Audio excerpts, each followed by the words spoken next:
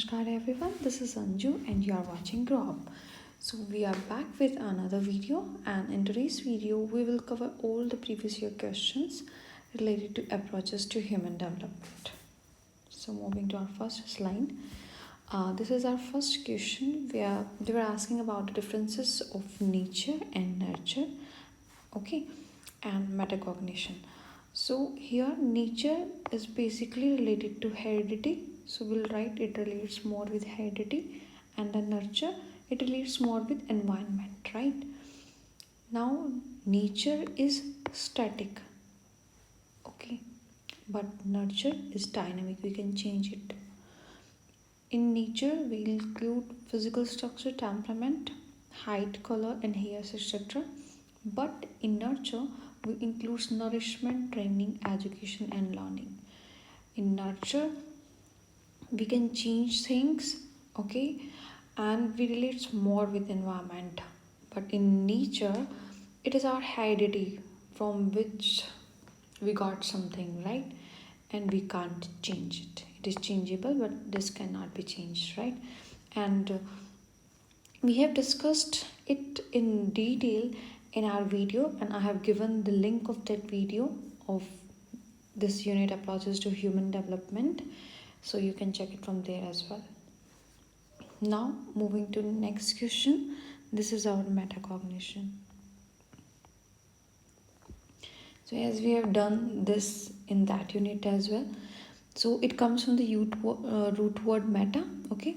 क्या है ये शब्द मेटा से आया है, जिसका मीनिंग क्या है, बियॉन्ड और on the top, that is परे या शीर्ष पर. तो इस प्रोसेस में क्या होता है, ये प्रोसेस जो देखो कॉग्निशन किससे रिलेटेड है, हमारी जो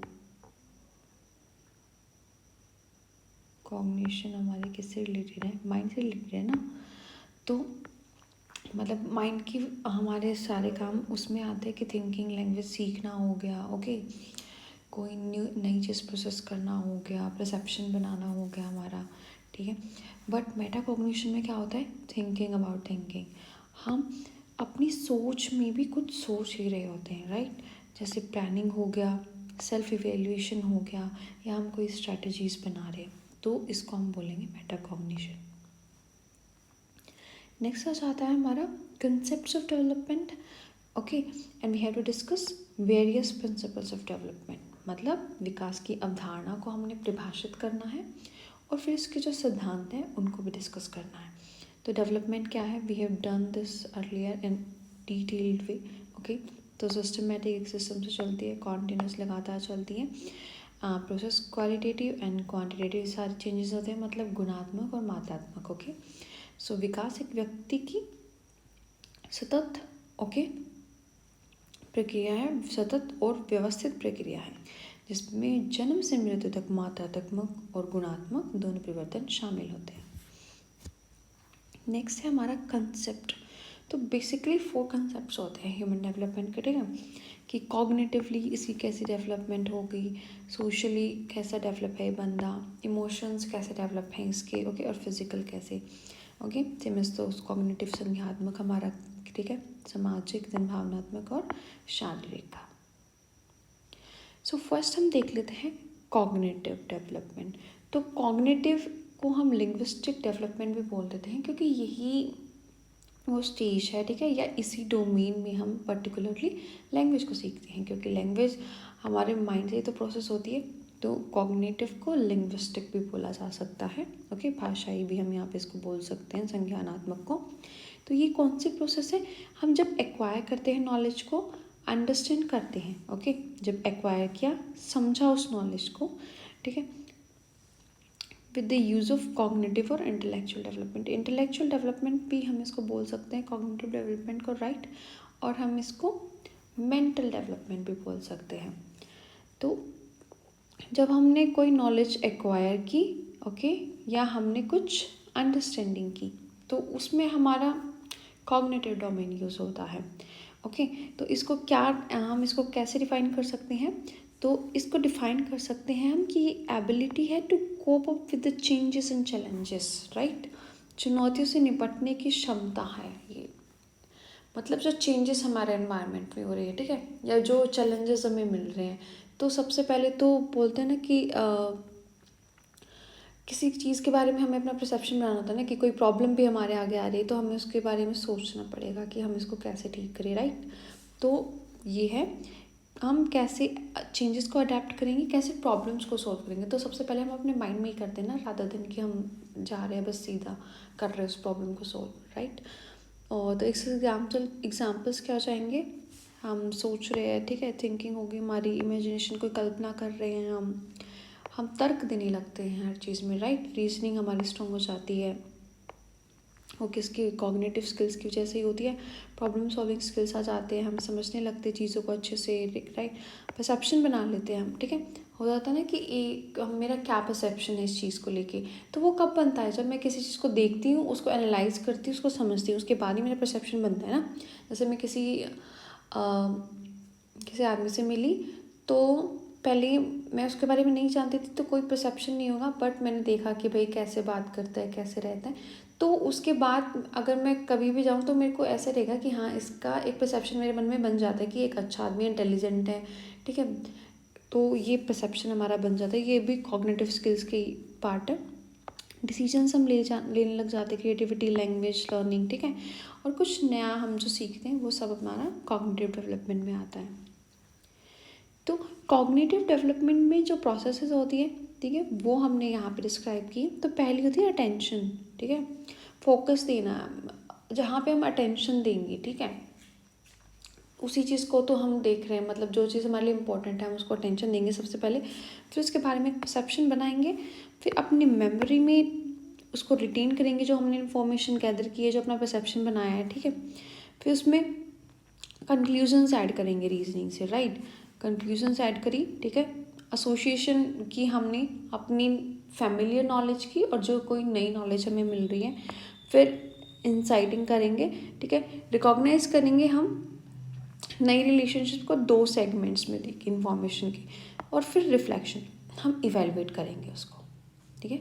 इसी को हम हिंदी में देख लेते हैं। पहले ध्यान, मतलब हमारा ध्यान जहाँ जाएगा, ठीक है। तो पहले तो सबसे बेसिक तो यही है कि हम अटेंशन कहाँ दे रहे हैं, ठीक है। फिर हम उसके लिए एक धारणा बनाएंगे, फिर वो हमारी मेमोरी में उसको फिट करेंगे।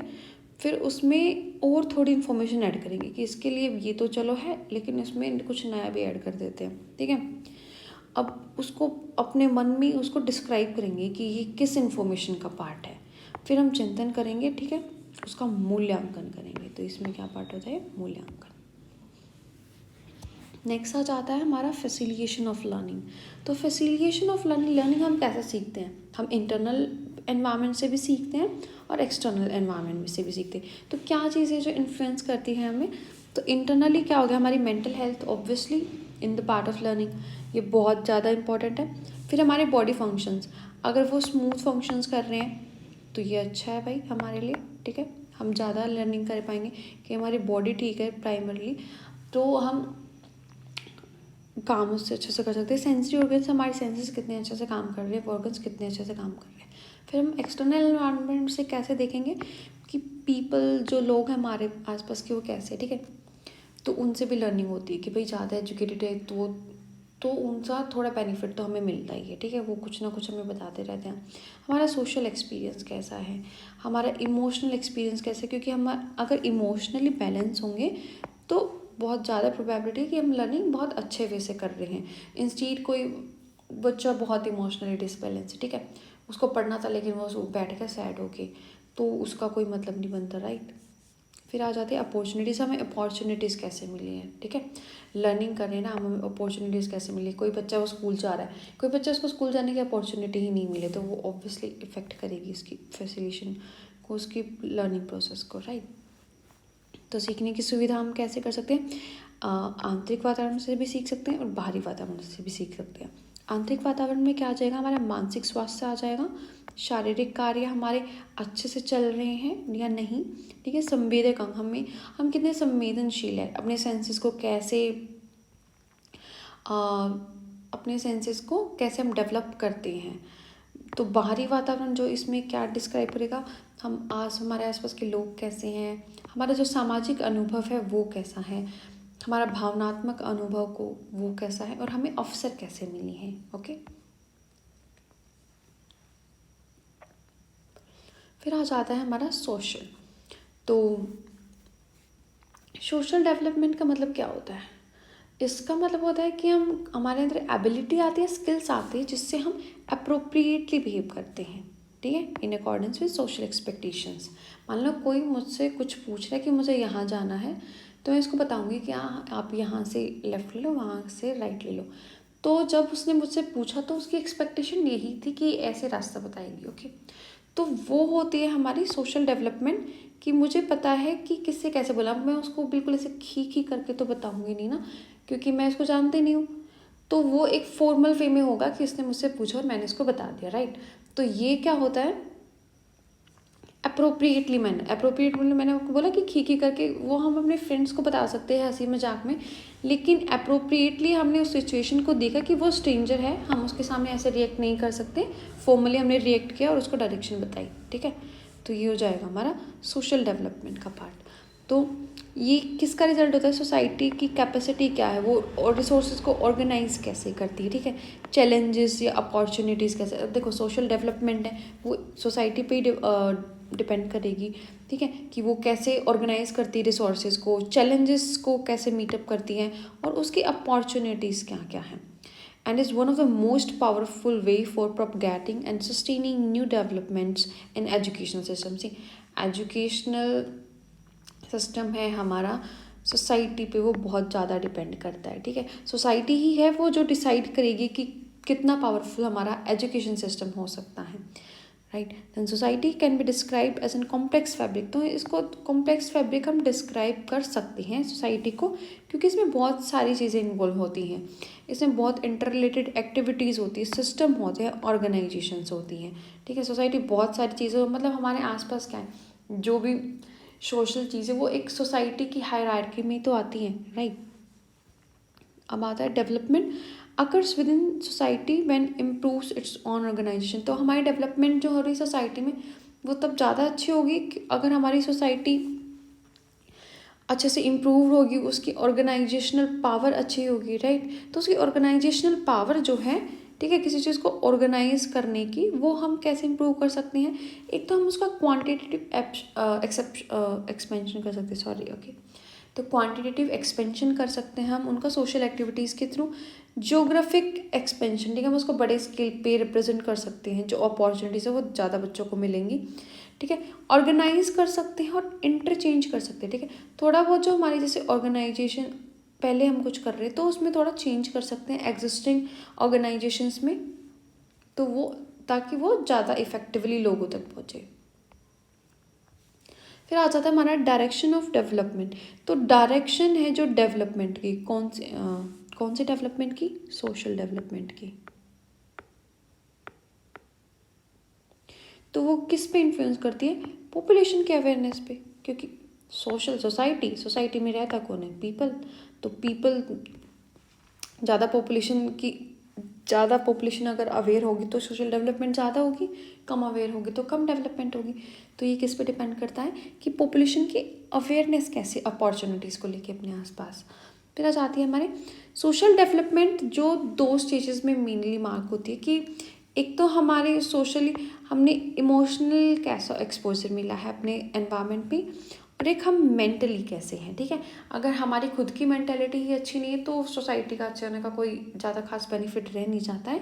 तो हम मेंटली, हमारी मेंटल एबिलिटी क्या है, तो ये दोनों चीज़ें इस पर डिपेंड करती हैं, ठीक है। We can increase the rate of social development by making it wider, by including extended families as well as by increasing the participation in the community and culture around us. तो हम कैसे increase कर सकते हैं social development को? हम उसमें participation को, ज़्यादा पार्टिसिपेशन होगा, ठीक है, तो सोशल डेवलपमेंट ज़्यादा इंक्रीज़ होगी, ज़्यादा से ज़्यादा लोग अवेयर होंगे, ठीक है, क्या क्या अपॉर्चुनिटीज़ है उनके बारे में। फिर आ जाता है सोशल डेवलपमेंट क्या एम करता है? ये क्वालिटेटिव चेंजेस लाता है, ओके। क्वालिटेटिव मीन्स गुणात्मक चेंजेस लाता है अपनी सोसाइटी में, वो इम्प्रूव करने की ट्राई करता है हमेशा, ठीक है। Framework and structure, it makes goals and purposes more efficient. और जो हमारे गोल्स और पर्पस है उनको ज़्यादा एफिशिएंट बनाता है। जैसे पहले कोई बच्चा सोचता था कि मैं साइंटिस्ट बनूंगा, तो वो गोल उसका मतलब इतना अप्रोप्रिएट नहीं था उस टाइम पे, क्योंकि उसकी सोसाइटी में वो चीज़ें डेवलप नहीं थी। बट अब क्या है, अब हमारे पास अच्छी एजुकेशन है, अच्छा सब कुछ है, फ्रेमवर्क है पूरा कि मुझे साइंटिस्ट बनना है तो मुझे ये करना है, उसको पता होता है बच्चे को। तो वो क्या है, सोसाइटी की तो डेवलपमेंट हुई है, ठीक है। तो हमने क्या किया है, क्वालिटेटिव चेंजेस किए हैं हमने यहाँ पे। सोशल डेवलपमेंट, इसको हम ऐसे भी डिफाइन कर सकते हैं कि ये अपवर्ड असेंडिंग मूवमेंट है, ठीक है, जो ऊपर जा रही है। अब ऊपर कौन कौन सी क्वालिटीज़ जा रही है, क्वालिटी, एफिशिएंसी एंड प्रोडक्टिविटी। तो जब ये सारी चीज़ें हमारी सोसाइटी में डेवलप होती हैं तो हम उसको बोल देते हैं सोशल डेवलपमेंट, ठीक है। ये हमने हिंदी में समझाया है। सामाजिक विकास का अर्थ अपेक्षाओं के अनुरूप उचित व्यवहार करना, कि हमसे कैसी अपेक्षा रखी गई है तो हम उसके अकॉर्डिंगली ही उनसे बिहेव करेंगे, उनसे व्यवहार करेंगे, राइट। समाज को एक जटिल संरचना के रूप में वर्णित किया जा सकता है। तो इसमें बहुत सारी गतिविधियाँ होती हैं, प्रणालियाँ होती हैं, संगठन शामिल होती हैं। तो जब हम संगठन में अपने सुधार कैसे कर सकते हैं वो हमने बताया था, सामाजिक गतिविधियों करके, ठीक है, भौगोलिक विस्तार करके या प्रभावी ढंग से उनको व्यवस्थित करके जो पहले से ही एग्जिस्टिंग है। ये आप हिंदी में देख सकते हो।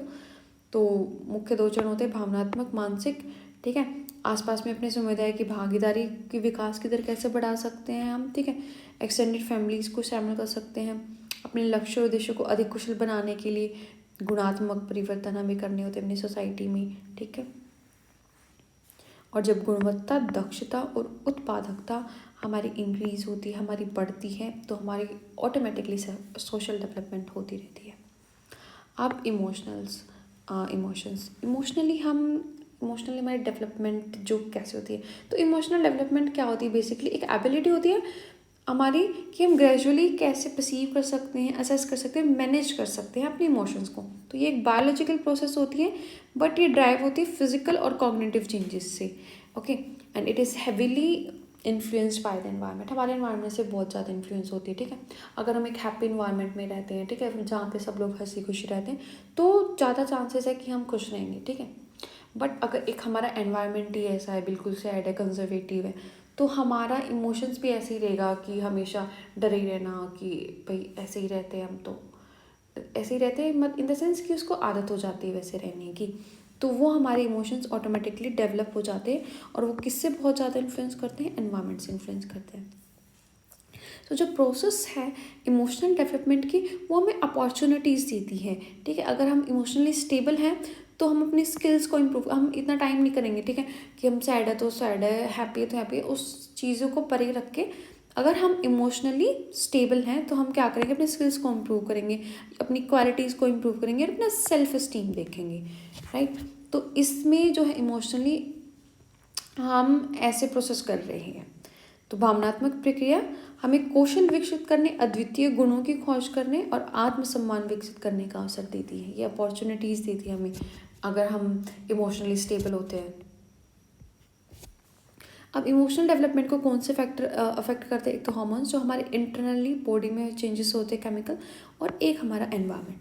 तो पहले हम देख लेते हैं कि हार्मोन्स जो हमें इंटरनली हमारे जो केमिकल्स प्रोडक्शन होता है ब्रेन से, तो वो कैसे हमें इफेक्ट करता है।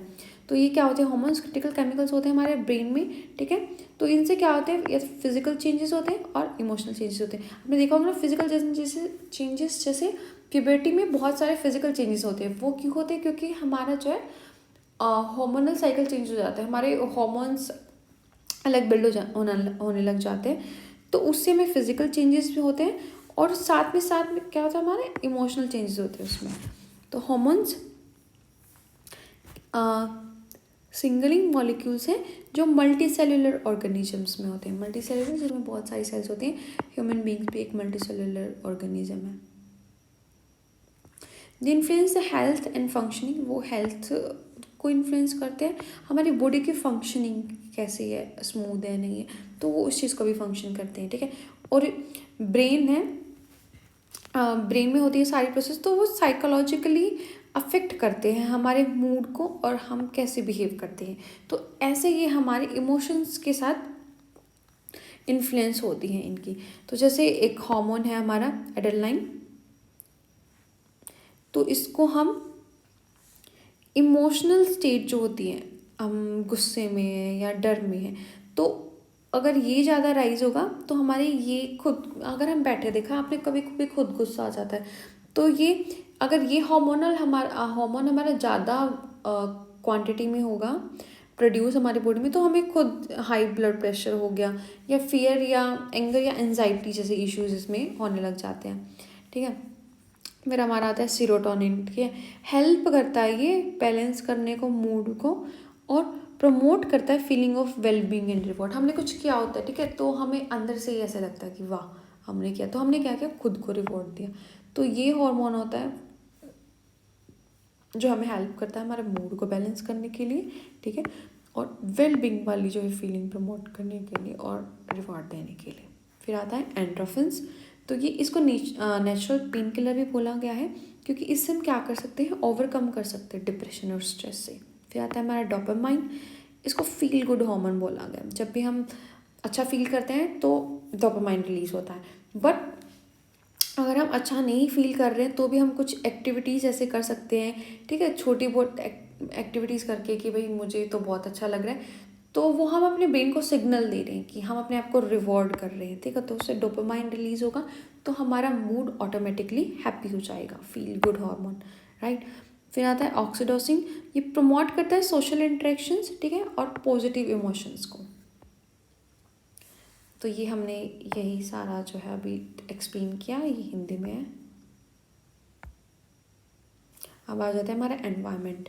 तो एनवायरनमेंट का डायरेक्ट इफेक्ट होता है हमारे मूड पे, ठीक है।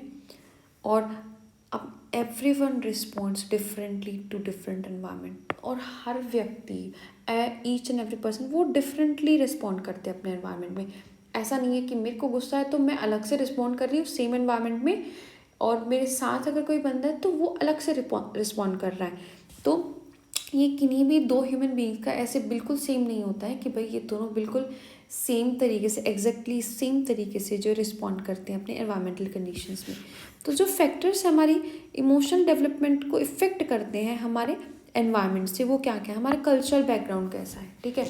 तो ये भी बहुत इंपॉर्टेंट होता है हमारे इमोशनल डेवलपमेंट में कि हमारे कल्चर्स में हमारे इमोशंस को कितनी वैल्यू दी गई है, ठीक है। फिर आता है प्रोफेशनल सर्कमस्टांसेस हमारे कैसे हैं, ठीक है, वहाँ पे ज़्यादा स्ट्रेस तो नहीं है, वहाँ पे हम अच्छे से काम कर रहे हैं। फिर कल्चरल बैकग्राउंड और कल्चरल इन्फ्लुएंस। बैकग्राउंड तो हो गया कि हम कल्चरली किस बैकग्राउंड से आते हैं, अब वो हमारे ऊपर क्या इन्फ्लुएंस डालता है, ठीक है। कि किसी भी कल्चर की ऐसे कुछ एक्सपेक्टेशन होती है कि हम तो अपने कल्चर में ऐसे करते हैं, तो वो इन्फ्लुएंसेस क्या है। सोशल स्टेटस क्या है।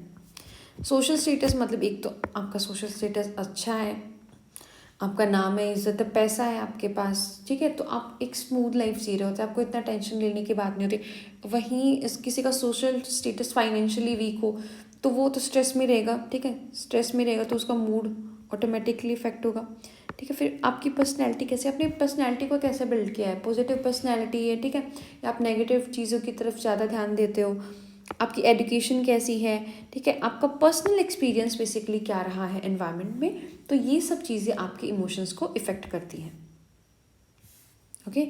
आपकी सांस्कृतिक पृष्ठभूमि, व्यावसायिक परिस्थितियाँ, सांस्कृतिक प्रभाव, सामाजिक स्थिति, व्यक्तित्व, शिक्षा और कार्मिक अनुभव, ये सब क्या है, अफेक्ट करते हैं हमारे इमोशंस को। So environment influences on our mood and emotions is very high. तो ऑब्वियसली एनवायरनमेंट की जो इन्फ्लुएंस है हमारे मूड पे बहुत ज़्यादा हाई होती है, ओके।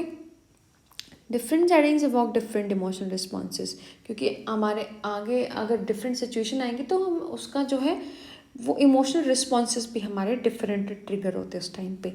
तो एग्जाम्पल क्या होता है, एक रिसर्च में शो भी किया गया है। देखो हम बहुत अपने एनवायरनमेंट से इफ़ेक्ट कैसे होते हैं वो हम यहाँ पे अपना थोड़ा बताने का ट्राई कर रहे हैं। कि जैसे एक रिसर्च हुई थी अभी, उसमें रिसेंटली शो किया गया है कि अगर रूम है जहाँ पे ब्राइट लाइट आती है, ठीक है, जैसे सनलाइट होगी या सनलाइट है, और या वो रूम ऐसा है कि जिसमें लाइटिंग हम ज़्यादा रखते हैं। आपने देखा होगा कि डिप्रेशन वाले लोग क्या है, उनको बिल्कुल ऐसा हो जाता है कि लाइट ऑफ करो, उनको डिम लाइट में बैठना पसंद होता है। तो ये स्टडी ने शो किया है कि जब हमारे रूम में ब्राइट लाइट होती है तो वो डिक्रीज कर देती है डिप्रेशन के इफेक्ट को, ठीक है। तो ये क्या है, हमारी जो लाइट है, हमारा सराउंडिंग है, ये सब क्या है, हमारे एनवायरनमेंट में ही तो आ रहा है, राइट, हमारे एनवायरनमेंट में था ना ये सब। तो ये अगर एक कलर चेंज करने से अगर कोई लाइट हमारे जैसे सनलाइट आई तो वो वेरी बेस्ट, ठीक है। तो ये सब करने से हमारा डिप्रेशन डिक्रीज हो रहा है। तो ये क्यों हो रहा है, क्योंकि हम अपने एनवायरनमेंट की जो इन्फ्लुएंस है हमारे मूड पे, हमारे इमोशंस पे, वो क्या है, बहुत हाई है, ओके। और exposure to nature like gardens and plants make you feel relaxed.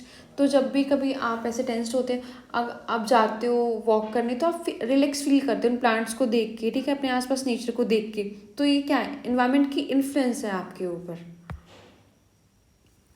आप फिजिकली कैसे डेवलपमेंट होती है, तो physical development is a growth of a body and parts. तो हमारी बॉडी की ग्रोथ होती है, उसके पार्ट्स की ग्रोथ होती है, मसल्स बिल्ड होती है, हमारी मोटर डेवलपमेंट होती है, हम अपने डिफरेंट मसल्स का यूज़ करना स्टार्ट कर देते हैं। It refers to the process which brings progressive changes. तो हमारे प्रोग्रेसिव चेंजेस आते हैं, मतलब हम कुछ अच्छा कर रहे हैं डेली, ये नहीं है कि वो डिक्लाइन हो रही है, ठीक है।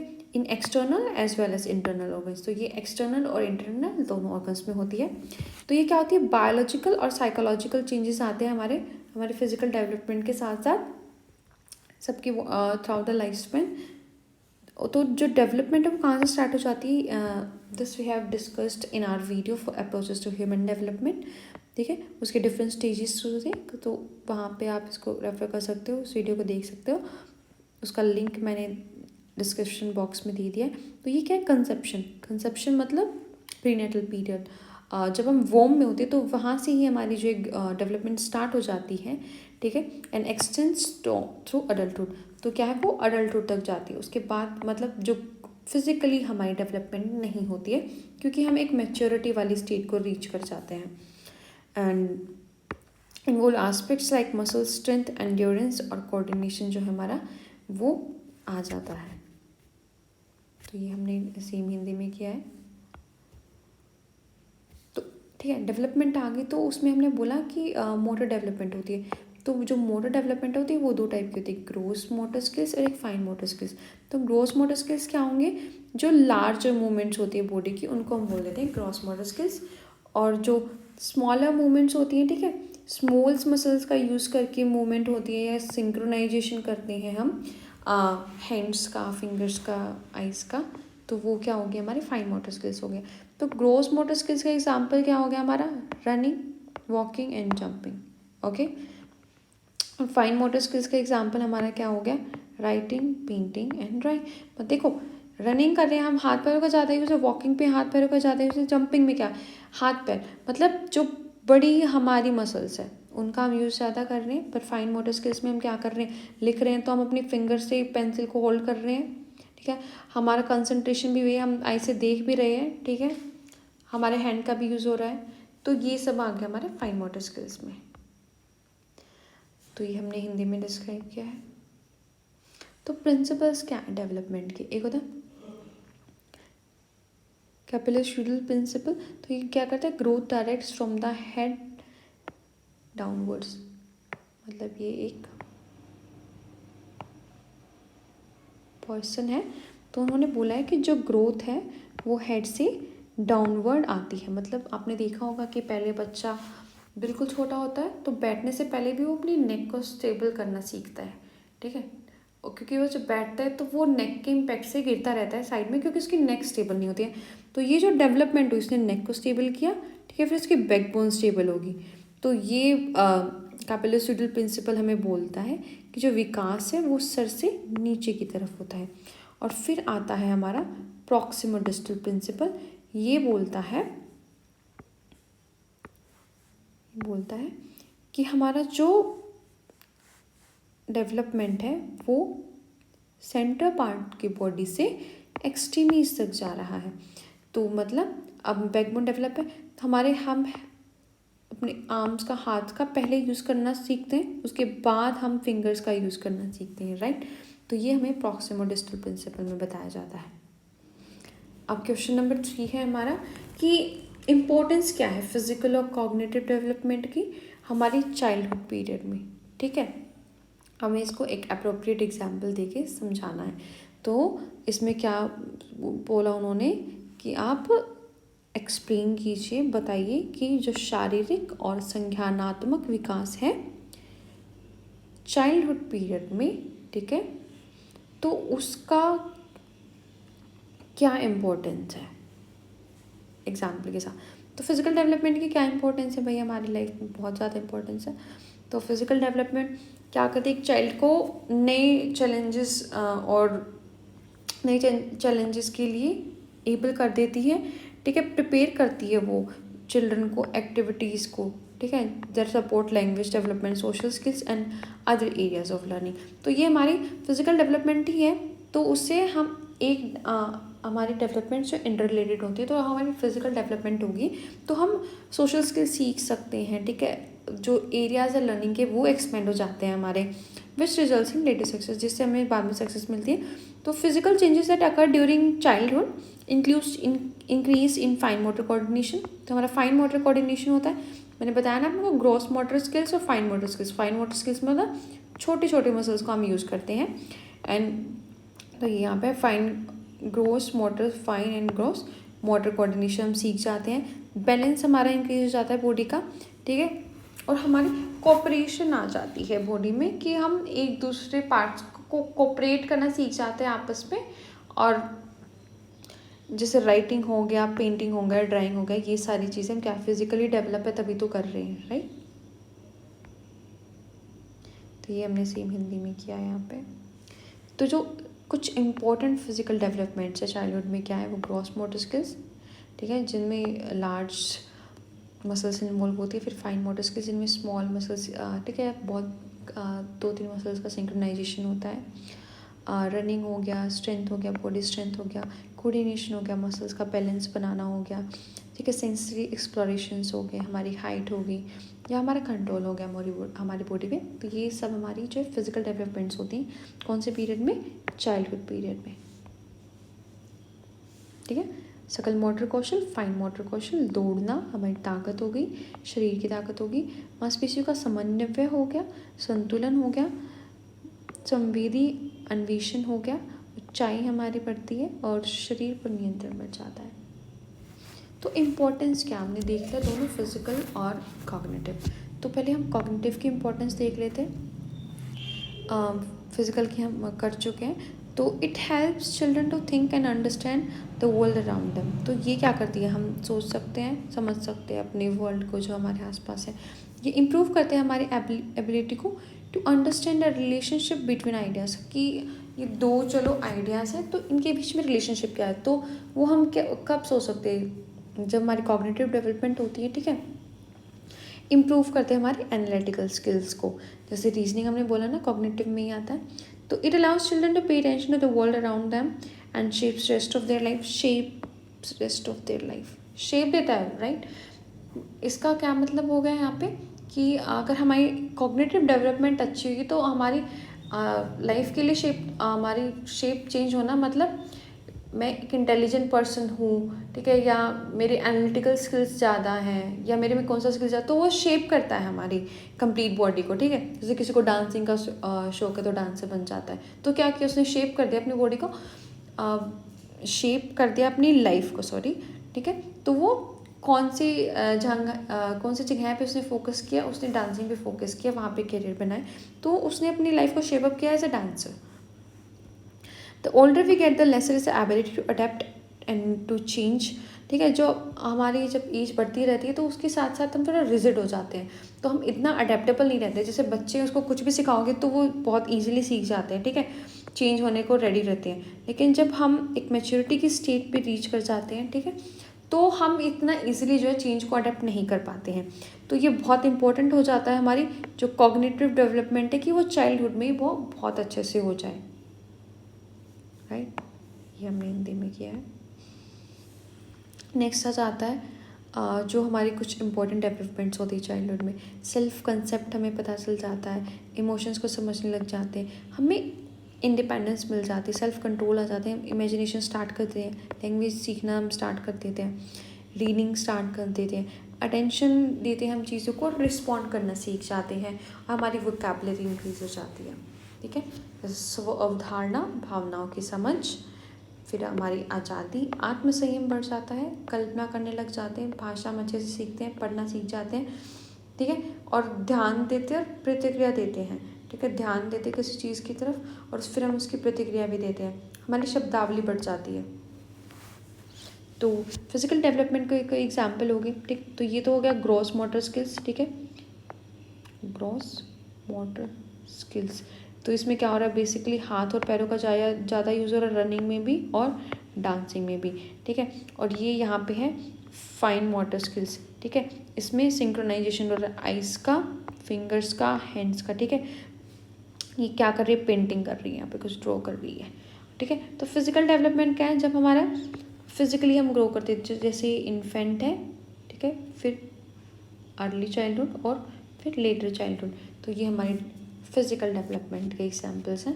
फिर आता है हमारे कॉग्निटिव डेवलपमेंट। तो कॉग्निटिव डेवलपमेंट मैंने बोला, लिंग्विस्टिक डेवलपमेंट भी है। तो आप देखोगे कई बार बच्चे अर्ली चाइल्डहुड में स्टार्ट कर देते हैं फ़ोन को उठाना, कुछ कुछ बोलना, जो हम बोलेंगे वो रिपीट करना, तो वो कॉग्निटिव डेवलपमेंट का एक एग्जाम्पल है। हम थिंकिंग करना स्टार्ट कर देते हैं, ठीक है, पढ़ना स्टार्ट कर देते हैं और सोचना स्टार्ट कर देते हैं, हमारी इमेजिनेशन जो है वो बढ़ जाती है, ठीक है, हम रिस्पॉन्स करते चीज़ों पर ध्यान देते हैं और उनका रिस्पॉन्स भी करने लग जाते हैं, ठीक है, क्रिएटिविटी हमारी बढ़ जाती है। जैसे इस बच्चे को पता लगा होगा कि इनमें से साउंड आती है, ये गिरते हैं तब, ठीक है, इन पर कुछ टच होता है, तो इसने क्या किया, इसने अपना बैंड बना लिया इनसे, ठीक है, ये क्या क्रिएटिविटी है ये। तो ये सारे क्या एग्जाम्पल्स हैं कॉग्निटिव डेवलपमेंट के।